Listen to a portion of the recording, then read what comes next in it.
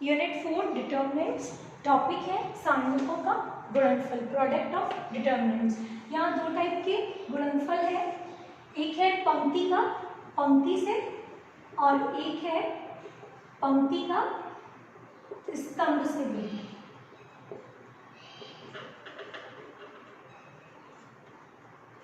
ये वाला same matrix की तरह है जो हम पढ़ चुके हैं। जैसे एग्जांपल लेते हैं हम, डेल वन है हमारे पास A1 B1 A2 B2 और डेल टू है C1 D1 C2 D2। अगर हम इसको पंक्ति का स्तंभ से गुणा करते हैं तो क्या होता है, ये देखो A1 B1 A2 B2 multiply by C1 D1 C2 D2। तो यहाँ वाली रो ले लो और यहाँ वाले कॉलम चेंज करते जाओ। कैसे? A1 C1 B1 C2, फिर यही वाली रो और column change A1 D1 B1 D2। ऐसे आप ये वाली रो ले लो A2 C1 B2 C2। ऐसे यहाँ पे A2 D1 B2 D2। ये हो गया पंक्ति का स्तंभ से गुणा। अब पंक्ति का पंक्ति से गुणा, यही एग्जांपल अगर मैं लूँ तो डेल वन है मेरे पास, ठीक है, तो del one into del two कर रहे हैं, यानी कि A1 B1 A2 B2 C1 D1 C2 D2। तो पंक्ति का पंक्ति से गुणा में क्या होता है, ये वाली फर्स्ट रो कांस्टेंट और पहले इस रो से मल्टीप्लाई करना है, फिर सेकंड रो से मल्टीप्लाई करना है। कैसे? देखो A1 B1 है, इसको C1 D1 से गुणा करेंगे तो A1 C1 फर्स्ट एलिमेंट, फिर B1 D1 सेकंड। ये हो गई फर्स्ट रो का फर्स्ट रो से, उसकी तो फर्स्ट रो ही चलेगी और इसकी second row A1 C2 B1 D2। ऐसे ही अब इसकी सेकंड रो पहले इसकी फर्स्ट रो से होगी और फिर सेकंड रो से, तो इसकी सेकंड रो और इसकी फर्स्ट रो देखो A2 C1 B2 D1। अब उसकी सेकंड रो ही चलेगी और इसकी ये वाली second row A2 C2 B2 D2। ये कहलाता है पंक्ति का पंक्ति से गुणा, और ये पंक्ति का स्तंभ से गुणा जो कि हम मैट्रिक्स में कर चुके हैं। अब इसके बाद हम इस पे बेस्ड एक थ्योरी देखते हैं, एक नोट देखते हैं। देखो, ये जरूरी नहीं है कि कोई भी दो सारणिकों को गुणा करने के लिए वो सेम ऑर्डर के होनी चाहिए। अगर वो दोनों अलग अलग ऑर्डर की है तो भी आप मल्टीप्लाई कर सकते हो। जैसे डेल वन है 2x2 ऑर्डर का A1 B1 C1 D1 और डेल टू है मान लो E1 F1 G1 H1 I, मतलब कुछ भी है ना, जैसे E F G H I J K L M। तो ये 2x2 ऑर्डर का और ये 3x3 की, तो मल्टीप्लाई कैसे होगा? ना तो पंक्ति का पंक्ति से ना पंक्ति का स्तंभ से, क्योंकि कॉरेस्पॉन्डिंग एलिमेंट्स यहाँ 2 होंगे या 3 होंगे। तो फिर ऐसी कंडीशन में क्या करना होता है, जो कम क्रम की है यानी कि 2x2 की, तो डेल वन को हम लिखते हैं ऐसे 1 0 0, यहाँ पे एक रो और एक कॉलम बढ़ा दिया और फिर ये किस ऑर्डर की हो गई, अब ये भी 3x3 की हो गई और डेल टू 3x3 की, और उसके बाद में आपको मल्टीप्लाई सेम करना है, ठीक है। अब हम देखते हैं, एक आपका क्वेश्चन है एक्सरसाइज 4.2 का। उस क्वेश्चन में क्या दिया गया है, देखो रीड करते हैं हम। एक्सरसाइज 4.2 का क्वेश्चन नंबर 13 है।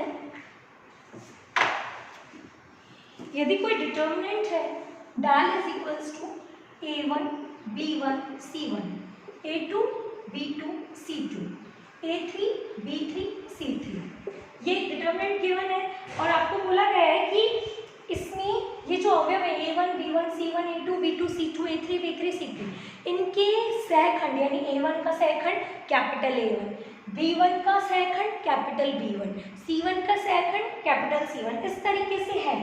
तो आपको प्रूफ करना है, प्रूफ क्या करना है, टू प्रूव कि डेल स्क्वायर क्या होगा, वही सहखंडों से बनी हुई determinant A2 B2 C2 A3 B3 and C3, ठीक है। तो अब हम इसको कैसे प्रूव करेंगे?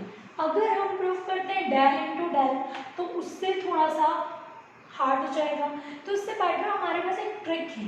अगर हम देखें कि डेल को डेल स्क्वायर से मल्टीप्लाई करते हैं, जनरली इसको आप भूल जाओ, अगर कोई डेल है एक डिटर्मिनेंट, उसको डेल स्क्वायर से मल्टीप्लाई करते हैं तो हमारे पास अगर क्या आता है डेल क्यूब, ठीक है।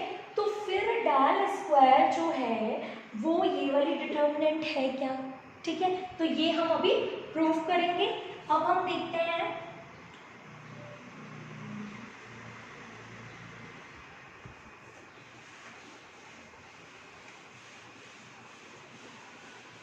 देखो यहाँ पे ये भी डेल स्क्वायर यहाँ लिख देते हैं अपन।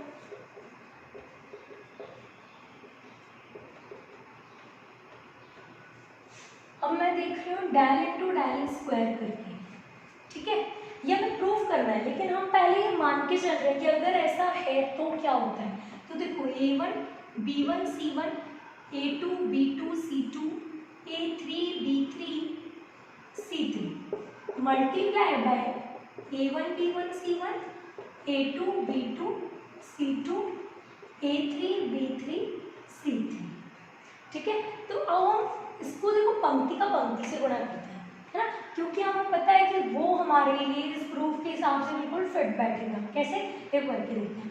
ये वाली फर्स्ट रो लेनी और इसकी रो चेंज करके जाना, पहले फर्स्ट लेना फिर सेकंड लेना फिर थर्ड लेना, ठीक है। देखो कैसे, a1 प्लस b1